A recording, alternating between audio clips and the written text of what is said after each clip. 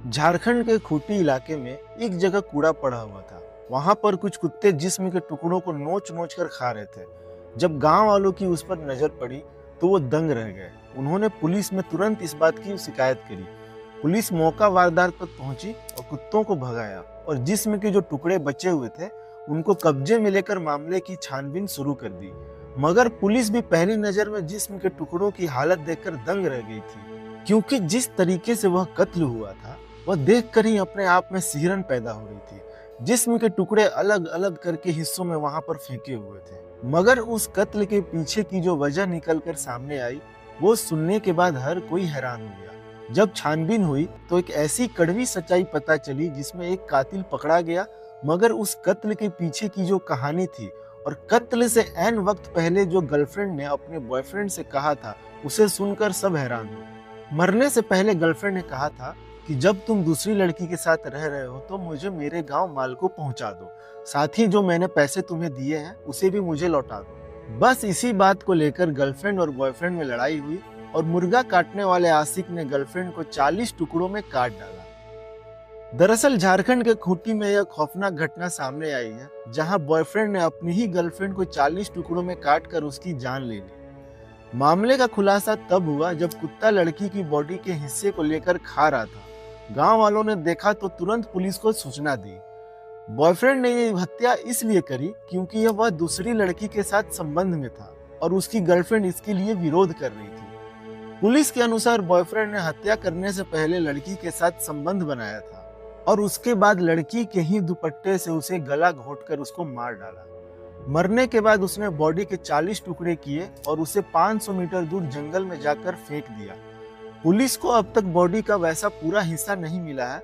फिलहाल लड़की का पुलिस को सिर्फ 2 हाथ और हड्डी और बाल ही बरामद हुए। पुलिस ने आरोपी बॉयफ्रेंड को गिरफ्तार कर लिया है और जहां उसने बॉडी के हिस्से को काट कर फेंका था उस जगह से लड़की के आधार कार्ड और बैंक पासबुक मिले, जिसके बाद लड़की की पहचान हुई।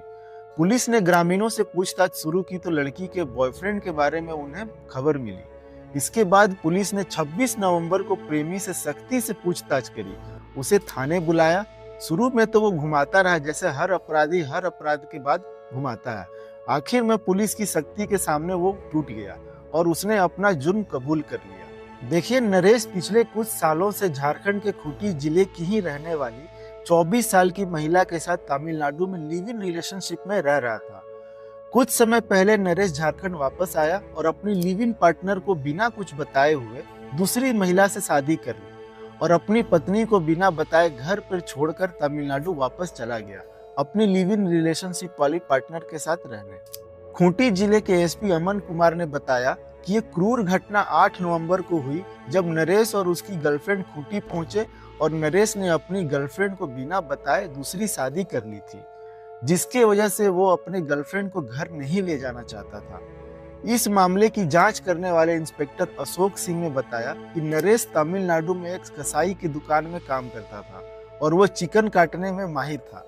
नरेश ने जुर्म कबूल करते हुए कहा कि मैं अपनी गर्लफ्रेंड को घर नहीं ले जाना चाहता था, इसलिए मैंने उसे जंगल में ले जाकर पहले उसका गला घोंटकर मारा और फिर उसके 40 टुकड़े करके जंगल में फेंक दिया ताकि जानवर उसकी कटी हुई बॉडी को खा जाए और मैं भी बच जाऊं। 24 नवंबर को इलाके में एक कुत्ते को इंसान के हाथ के साथ देखे जाने के बाद पुलिस ने महिला की बॉडी के कई हिस्सों को बरामद किया। इतना ही नहीं, नरेश की गर्लफ्रेंड उसकी शादी से अनजान थी और उसको शक भी था, जिसके बाद उसने नरेश के ऊपर खूंटी वापस जाने का दबाव बनाया।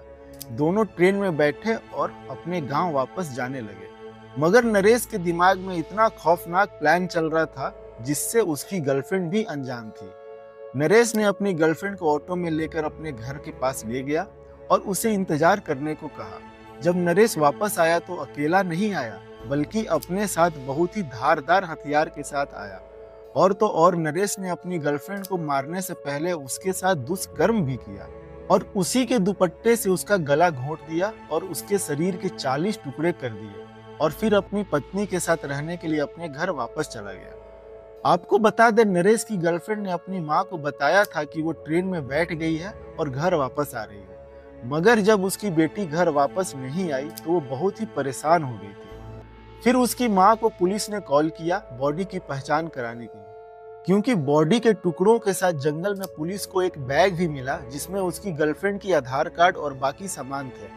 उसकी मां ने अपनी बेटी की पहचान की और उन्होंने पुलिस को बताया कि मेरी बेटी की हत्या उसके बॉयफ्रेंड नरेश ने ही किया है। जिसके बाद पुलिस ने नरेश को अरेस्ट कर लिया और उसने अपना जुर्म कबूल कर लिया।